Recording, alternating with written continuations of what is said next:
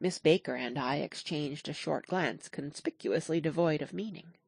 I was about to speak when she sat up alertly and said, "Shh!" in a warning voice. A subdued, impassioned murmur was audible in the room beyond, and Miss Baker leaned forward, unashamed, trying to hear. The murmur trembled on the verge of coherence, sank down, mounted excitedly, and then ceased altogether. "This Mr. Gatsby you spoke of is my neighbor," I said. "Don't talk. I want to hear what happens." "Is something happening?" I inquired innocently. "You mean to say you don't know?" said Miss Baker, honestly surprised. "I thought everybody knew." "I don't." "Why," she said hesitantly, "Tom's got some woman in New York." "Got some woman?" I repeated blankly. Miss Baker nodded. "She might have the decency not to telephone him at dinner time, don't you think?" Almost before I had grasped her meaning, there was the flutter of a dress and the crunch of leather boots, and Tom and Daisy were back at the table. "It couldn't be helped!" cried Daisy with tense gaiety. She sat down, glanced searchingly at Miss Baker and then at me, and continued. "I looked outdoors for a minute, and it's very romantic outdoors. There's a bird on the lawn that I think must be a nightingale, come over on the Cunard or White Star Line. He's singing away." Her voice sang. "It's romantic, isn't it, Tom?"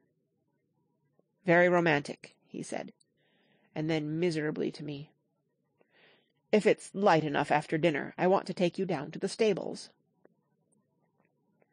The telephone rang inside, startlingly, and as Daisy shook her head decisively at Tom, the subject of the stables, in fact all subjects, vanished into air.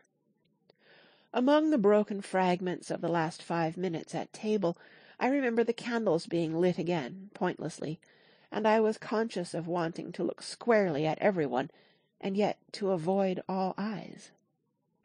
I couldn't guess what Daisy and Tom were thinking, but I doubt if even Miss Baker, who seemed to have mastered a certain hardy skepticism, was able utterly to put this fifth guest's shrill metallic urgency out of mind. To a certain temperament, the situation might have seemed intriguing.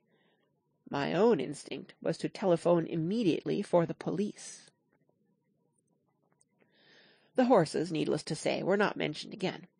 Tom and Miss Baker, with several feet of twilight between them, strolled back into the library, as if to a vigil beside a perfectly tangible body, while, trying to look pleasantly interested and a little deaf, I followed Daisy around a chain of connecting verandas to the porch in front. In its deep gloom we sat down side by side on a wicker settee. Daisy took her face in her hands as if feeling its lovely shape, and her eyes moved gradually out into the velvet dusk. I saw that turbulent emotions possessed her, so I asked what I thought would be some sedative questions about her little girl. "We don't know each other very well, Nick," she said suddenly. "Even if we are cousins, you didn't come to my wedding." "I wasn't back from the war." "That's true." She hesitated. "Well, I've had a very bad time, Nick, and I'm pretty cynical about everything." Evidently she had reason to be. I waited, but she didn't say any more, and after a moment I returned rather feebly to the subject of her daughter. "I suppose she talks and eats and everything?" "Oh, yes." She looked at me absently. "Listen, Nick. Let me tell you what I said when she was born. Would you like to hear?" "Very much." "It'll show you how I've gotten to feel about things. Well, she was less than an hour old, and Tom was God knows where. I woke up out of the ether with an utterly abandoned feeling, and asked the nurse right away if it was a boy or a girl. She told me it was a girl, and so I turned my head away and wept. 'All right,' I said, 'I'm glad it's a girl, and I hope she'll be a fool. That's the best thing a girl can be in this world, a beautiful little fool. You see, I think everything's terrible anyhow, she went on in a convinced way. Everybody thinks so, the most advanced people. And I know. I've been everywhere, and seen everything, and done everything. Her eyes flashed around her in a defiant way, rather like Tom's, and she laughed with thrilling scorn. Sophisticated! God, I'm sophisticated.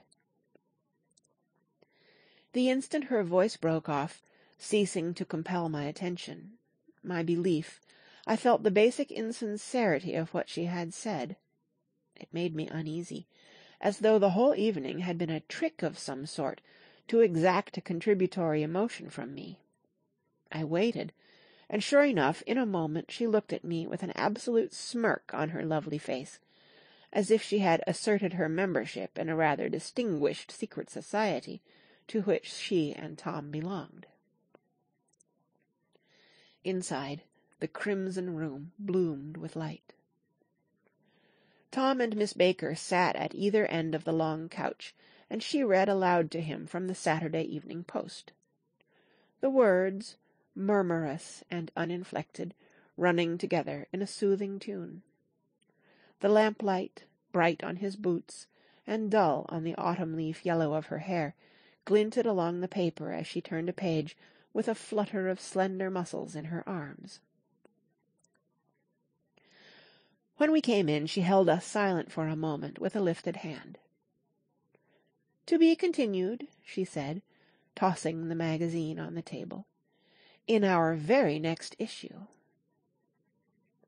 Her body asserted itself with a restless movement of her knee, and she stood up. 10 o'clock, she remarked, apparently finding the time on the ceiling. "Time for this good girl to go to bed."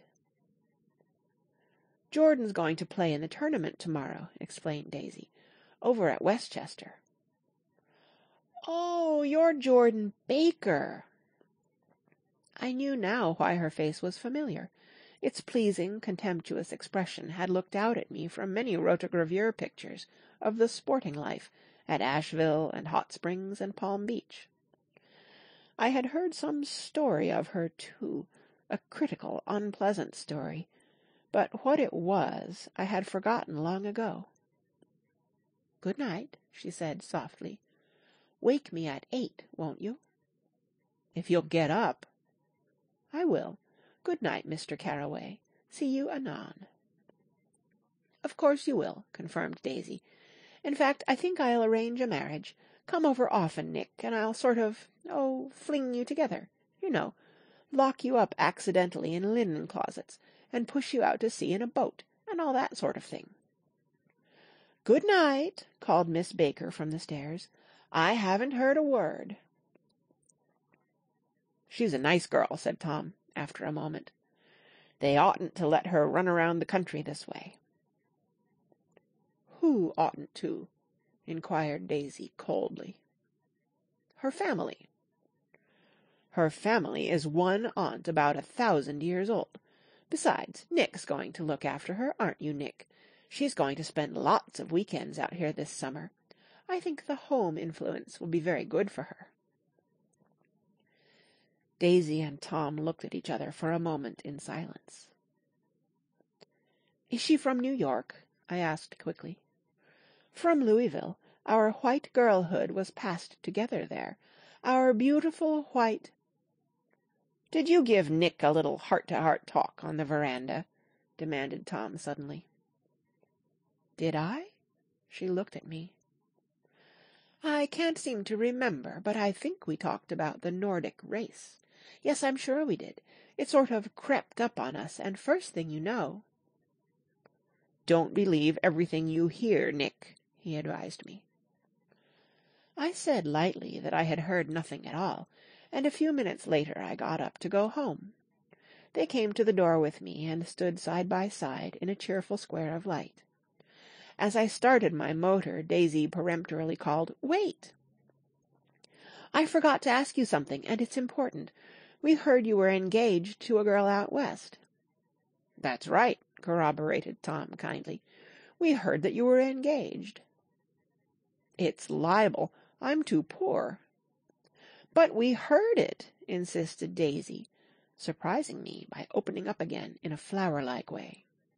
"We heard it from 3 people, so it must be true."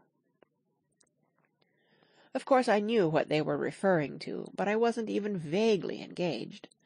The fact that gossip had published the banns was one of the reasons I had come East. You can't stop going with an old friend on account of rumours, and on the other hand I had no intention of being rumoured into marriage. Their interest rather touched me, and made them less remotely rich. Nevertheless, I was confused and a little disgusted as I drove away. It seemed to me that the thing for Daisy to do was to rush out of the house, child in arms, but apparently there were no such intentions in her head. As for Tom, the fact that he had some woman in New York was really less surprising than that he had been depressed by a book. Something was making him nibble at the edge of stale ideas, as if his sturdy physical egotism no longer nourished his peremptory heart. Already it was deep summer on roadhouse roofs and in front of wayside garages, where new red gas pumps sat out in pools of light, and when I reached my estate at West Egg, I ran the car under its shed, and sat for a while on an abandoned grass-roller in the yard.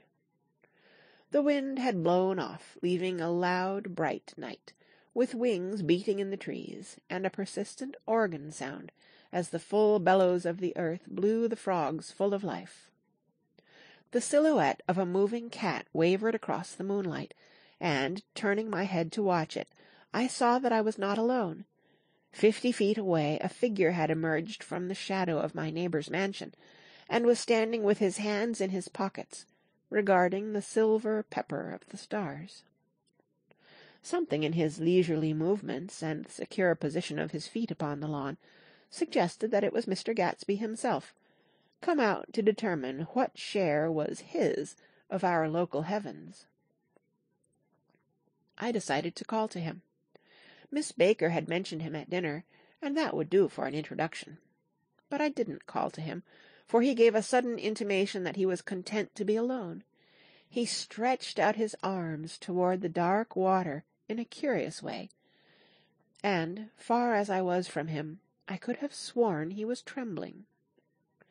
Involuntarily I glanced seaward, and distinguished nothing except a single green light, minute and far away, that might have been at the end of a dock. When I looked once more for Gatsby, he had vanished, and I was alone again in the unquiet darkness.